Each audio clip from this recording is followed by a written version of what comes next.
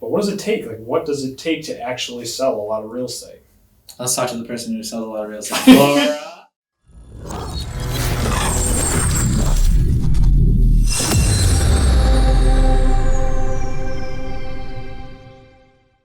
Did you think it was going to be easy when you got your license? No, I'd done a lot of research. What? No. You did, though, Alex. You thought it was going to be easy? I thought it was going to be easy. Yeah. And I was one of those few folks where in the first 2 weeks I had 4 under contract. Yeah. I had 4 buyers that I was working with that it was just like bam, bam, bam, bam.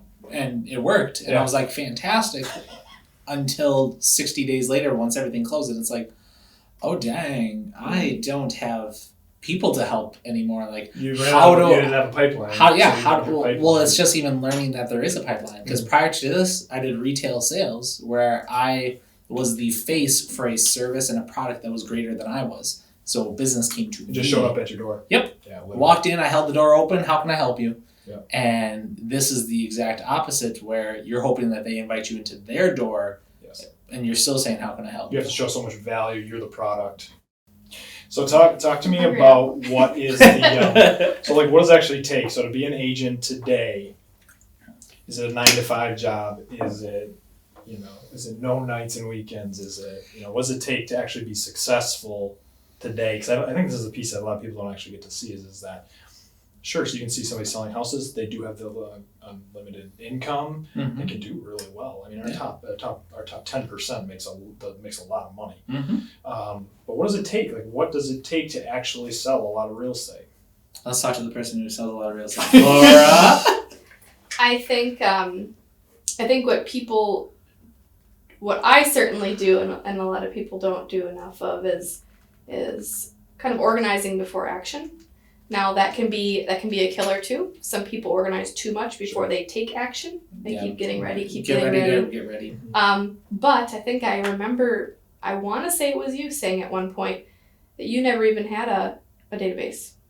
Yeah. And I think there's a lot of people, actually, I've been talking to a few agents around the area, agents 10, 15, 20 years in, and they never even just wrote the names and addresses down and kept track. And such a huge mistake. Yeah, I mean, I would say now confidently about 85% of my business is all referral. It's all based on my database. I don't have to go out seeking as much because, or the people I'm seeking, I know, and I know well, and they trust me. I'm not seeking out people that are strangers and door knocking or going out. It's not as cold as it originally was. And so I think that might be a hard start. Now, when I started, I was not from here. So a lot of people, same thing. Maybe they're not from here. Maybe they just moved or... Yeah. I've heard that too. Or wherever. So it doesn't matter. I mean, sure, does it help if you're from here, you know every kid from high school through whatever? It does a little bit. But if you start out and you start getting organized, you might not be as successful. Maybe that first year it'll be rough, but from then on, it's exponential. And I think that if you got really lucky and didn't do that organization in the beginning and just got a bunch of deals right away, you'll feel great, but then it'll drop off. 100%. Yeah, that's exactly that. Like I could make the sales happen no matter what, but I didn't do it strategically. That's one thing that you do really well. You take chunks of your business, you put it together in a system and a model, and you kind of just place it as a foundation. One of that being a database, right? And the other one is systems and models. How do you handle a contract? How do you slice the lemon, like we talked about that one time for your party, right? Like you just naturally go, this is how I want it done, and then you place that brick there. And it takes a little bit longer. It does, because you're placing all these the things below your building that when that foundation's all laid, then you can grow quickly. Whereas I was trying to work on the roof all the time in my sales, I would just be like, I'll make it happen, I'll drive it through, and then you look back and you're like, oh, I didn't keep track of any of that data. We're still consistently, I just came up with a new system this afternoon. We're still consistently changing them, growing them, doing whatever. And when I put the feeler out, the email or the post I did to agents around here, who needs help with systems and planning, and I think that's everyone's top of their list. I still love more and more, so I still read a ton on different systems. There's just so many ways you can do it. There's no right way. It's really no wrong way. It's how it works for you. And if it works for you by putting stacks of paper from here to here, then that's what you need to do. But I think just where the mistake is not recognizing that there are systems in place all of us know, sure, there's a timeline, right? There's an accepted offer and an inspection, and we all know that from a transaction, but those are all systems, and they're all broken down. How do you do the inspection?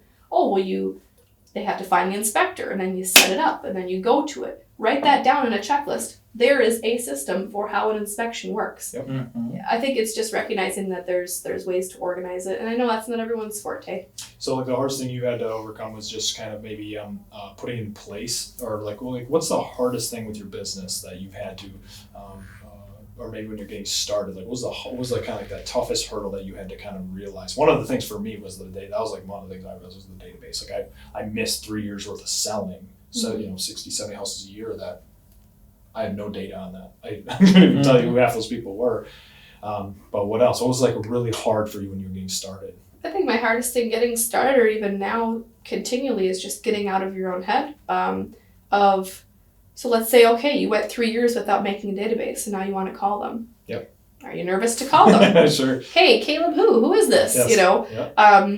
It's just maybe putting the mindset of what's most important, right? Thinking about the big why in your life, and realizing how much bigger it is over how scared you are or nervous, sure. or those limiting beliefs that the failure. My biggest drawback, I guess, with starting a team, it wasn't so much as an agent, but starting a team was the failure. I think I dwelled and thought about a team for a good 6 months before I even said the word team, because I didn't want to fail. And I think if you can continually think of failing forward, or you don't fail because you keep learning and trying, and you don't quit, those kind of things, keeping that mindset will only help you. But I think that was always my biggest thing, and still is just doing it. And then again, because I like to organize, I think that's probably my fault as well, is taking the action instead of hiding behind the paperwork, which a lot of us will get. Or the email, the computer screen. Yeah. How about you, Mr. HGTV? Mr. HGTV, at least give the credit to PBS. PBS, yeah, sorry, PBS. For me, it is the structure and the best use of time.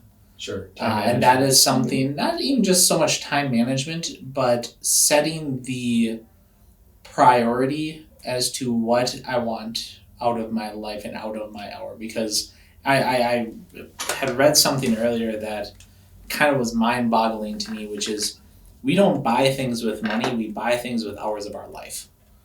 Because every dollar that you make, if you are working a 9-to-5 job, if you're in real estate, you earn an hourly wage, and that hourly wage is then turned around and spent to buy food, sustenance, housing, whatever it might be. And that was something that was mind-boggling. It just blew my mind, because I'm so used to work. Yesterday, a great example, I didn't get done. I started working at 8:30 in the morning, and it was a Sunday. Worked until about 3 o'clock, took a 4-hour break, and then worked till 9 o'clock. Sure. On a Sunday. Yep. And then today I was here at 8:15. I will be here until about 5:45, where I then go to show a home to clients of mine at 6 o'clock. Yeah. The difference is, at this point in time, I have the people around me to support me. My wife is incredibly supportive in that regard. She understands that in order for the business to take off and to grow the way we need it to, that the time needs to be invested. Just, it is what it is. But I'm very fortunate, because I know there are a lot of people who don't have that, who are used to, hey, it's 9 to 5. Once 5 o'clock stops or gets there, I can check out. I can then go spend time with my family, my kids, everything else. I'm in a position right now where I don't have those additional responsibilities outside of having a successful marriage and then relationships with the people that I want and choose to have in my life. So on that, it is something that I'm still learning to a fault, because this coming weekend, I'm going to be out of the area. I'm going to be 3 hours away. I leave Friday and come back Sunday. Yeah. And just the anxiety. I've built my business on the fact that I am available and I will respond on a moment's notice. Right. But that goes back to you training people how to treat you and how to function. If you set the boundaries and you set the consultations, I'm meeting with the gentleman afterward, or after this chat, where instead of running out to show a home to him, I'm having him come here, we're sitting down, we're having a meet and greet so I can better understand who he is, what his values are, and what I can do to add value to him. And if I can, great. If not, then I want to put him in a better direction that'll best serve him. But if I were having this conversation with me 2 years ago, I would have immediately jumped up and showed him the home, and this home is nowhere nearby. I mean, it's a good 45-minute drive. Your time, prioritize your time, and 100%. Yeah, value your time differently because you're a business owner. You got to be good at marketing. You got to be good at sales. You got to be good at adding value. You got to be good at negotiations. You got to be good at handling emotions. You got to be handling. I'm trying to live in my 20% of activities that lead to my 80% of results. Yeah, that's a skill you got to hone. It is, and it's something that I never knew growing up, and I don't think we are taught as we are growing up. It's okay, you have all these subjects and materials to learn through school, and you need to be good at all of them, because if not, you won't get into college, and if you don't do that, you're not going to have a successful future or a successful career or relationships. And even after doing all those things, I still find the most fulfillment in what I'm doing right now, which, aside from chatting with you lovely people, is being able to provide that value and that service. You need to help people. 100%. Yeah. I think time management is on everyone's always on their top list. Yeah, and I think if we're talking about people getting into real estate and what they know or not know, the real estate's cool, right? We're flexible. Yeah. We don't have 9 to 5 here. We can do whatever. You could go to the gym at 11:30 if you wanted to. And that becomes the downfall because you are so flexible. You now no one's telling you have to punch in at 9 and leave at 5. Yep. You now have to set that, and you have so many more things to do and run your life. I think it takes years to master, or at least a lot of discipline to master. Yes. And a lot of knowledge and trial and error. And it's still struggling. I don't think it's first year, 5 year, 20 year. I think it's a constant battle with time management, because I find myself that having a family, since I am flexible, the 9 a.m. Pediatrician appointment, that's me. Well, I might have been doing something in the office then, and which one's more important? Well, obviously going to the doctor appointment, but if I worked a 9 to 5, I might not have been able to do that. Benefit is I can go on field trips. Benefit is I can be there for my kids when they're sick. What's your priority? But then I have to realize how to manage the time, and no one's telling me how to do it. I have to do it on my own. That's the biggest struggle, I think. It's so easy for our business to creep into that time with our families in our lives. Like just with the way information travels today, it's cell phones, instant text gratification. messages. I remember when I was selling quite a bit of out to dinner with my wife, and phone's ringing, I'm looking at it, you're talking you're like I gotta take a break, I gotta take this call, you're constantly on, you're available 24/7. That's a lot of pieces that you don't see on HGTV is all the stuff that leads up to being successful, and it is that there's a lot of discipline, a lot of sacrifice. Well, take a commercial break and it's an accepted offer. That's right, exactly. That's Come amazing. I had that happen on Saturday night. I went out to dinner with my wife, and before we went in there, I said, "Hey, look at this," and I turned my phone to her and I pressed the power off. And she was like, "Oh my gosh!" This is a first in a long. It was not a first. I do it semi-regularly. Sure. But it's difficult to do because we're so used to being connected, and every client that you work with, buyer, seller, investor, they expect the world to revolve around them for that 30, 60, 90-day period, which is understandable. It's just also realizing and putting where that priority is of, do you spend time going to the field trip with your kids, or do you go through and have a consultation with somebody at 9 a.m. on a morning, which is more of a priority. And I think it's very easy for us to downplay our self-worth in the effort to serve others. Well, and it's not so much just even keeping that relationship with your current client. So let's just talk leads for a second, right? So you're at dinner, and let's say, we don't know, but there's a phone ringing. You don't know the number. You don't recognize it. And let's say it is a lead somebody called. And car warranty could be lost. And so you swipe and left, it's off, I'm at dinner. You could have just lost a couple $1,000s. Are you okay with that? Yeah. Which one? And it's hard to say which one's more important. Because of course your family is more important. But would that $3,000 help your family? with what's important to them. It's a counterbalance. Yeah, it's a struggle. There's no such thing as a balanced real estate professional. You're constantly counterbalancing everything. You give time here, and then you give time over there. Well, that's the myth, right? Here, and you go time over there. My thing was always I had to plug my phone on we had a freezer. You said the fridge. Yeah, we had a freezer in our garage, and I parked my vehicle, and then there's the freezer, and then I was like, okay, I had to physically leave my phone on the freezer, and then go in and see my family for a couple hours, and then come back out. I'm gonna go take a break. Right, but that's a real thing. I mean, we all talked about it. It's a real thing in this business that it can literally consume you. It can absolutely consume you. So, coolest thing about our profession. What do you think? I hate to look at it from a money perspective, but just the unlimited potential of growth. You're a hard worker. The unlimited potential of growth as far as your job position, whether you start as an admin, an agent, you move up to a team lead, you move up to whatever, especially within the Keller Williams organization. But just your mind can expand on how far do you want to take it. So that is really neat. But then, when I look up to the mentors of this profession or the podcasts I hear or these teams or and see what they could possibly make and realize even if I'm not in, LA or I'm not in New York or we're in Green Bay, Wisconsin, there's still just such an unlimited amount of growth, however you want to take that word for what it is. I think that is one of the coolest things. And one of the coolest things is it comes to you however you make it.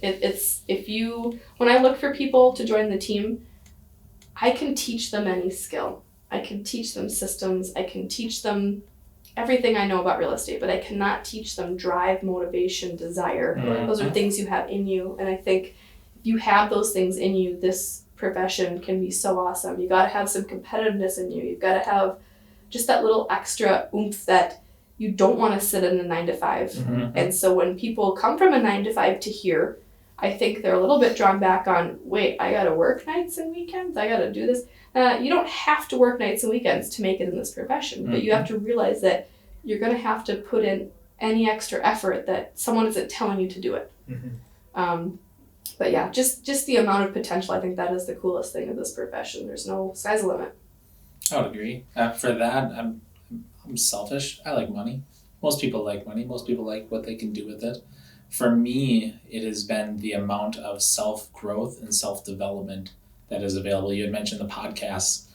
Gosh, I don't even know how many I consume now. If I brought up my phone, I probably have 11 different podcasts that I'm subscribed to that I listen to regularly. I've taken more of a self-reflection on my mental health and well-being, and that's something that I think that not only as a society, but as a real estate professional, with the amount of stress that we do deal with on a daily basis, that I can somewhat handle that and have been able to learn better tactics and skills to handle that. The fact that I'm healthier now than I've been the last couple of years. I hate gyms, but I go on a regular basis, which is just I can't comprehend that, because if you would have told me that 5 years ago, hey, you're going to go to the gym 4, 5, 6 days a week, I would have laughed. And none of it's really around real estate. It's because it's changed your mind. Yeah, mindset. It's opened your mindset to how you think of things. So you're sitting here talking real estate about the gym. It's all related. Yeah, it's the whole concept of work-life balance. There is no work-life balance. It's all one massive blob that just happens to live inside of us and with our mindset. And that's a part of it, is having the flexibility and drive to become an overall better person is, I think, the biggest thing, because the people that typically last in this business are the ones that have the drive to be the best people they can be, not for themselves in a selfish manner, but because it will allow them to better serve others. Yeah. And that's the part that I think is often overlooked. So I think we're service-based. We're a very service-based industry. Like, we don't like helping and serving other people. This isn't the right fit for you. All right, you guys. Well, thank you. I know you got an appointment you got to run to. Thanks for talking real estate with us for a little bit tonight. Thanks. So.